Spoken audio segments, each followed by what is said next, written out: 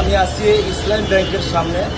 3 লক্ষ টাকা সে তার কারো কাছে দেওয়ার জন্য সে বাড়ি থেকে টাকাটা নিয়ে আসছে। আসার পর এখানে একটা ব্যাংকের নাম লেখা আছে, যার ব্যাংকের নাম লেখা এভাবে টোকা দিলে তার নাকে গেছে। এই যে ভিডিওটা, এই ভিডিও তো সম্পূর্ণ বাস্তব, কিন্তু অবাস্তব মানুষকে বোঝানোর জন্য, সচেতন করার জন্য এই ধরনের ভিডিও অসংখ্য সোশ্যাল মিডিয়ায় কিন্তু ইদানিং চলে আসছে। কারণ যখনই এই বিষয়টা মোটামুটি ছড়িয়ে পড়ছে, কিছু মানুষ সচেতন করার জন্য এই ভিডিওগুলো অনেকবার করেছে।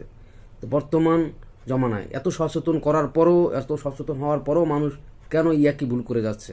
তার কাছ থেকে যে এই এতগুলো টাকা হাতিয়ে নিল, হ্যাঁ, প্রকাশ্যে মানুষের সামনে, সে তো বুঝতেও পারেনি, বা আশেপাশের মানুষগুলো বুঝতে পারেনি। তো আশা করি এই ভিডিওটা দেখার পর আরও সচেতন হবেন, যে সচেতন হতে হবে আপনাকে ভালোভাবে চলতে হলে সচেতন হতে হবে। এই সচেতন করার জন্য এই ভিডিওটা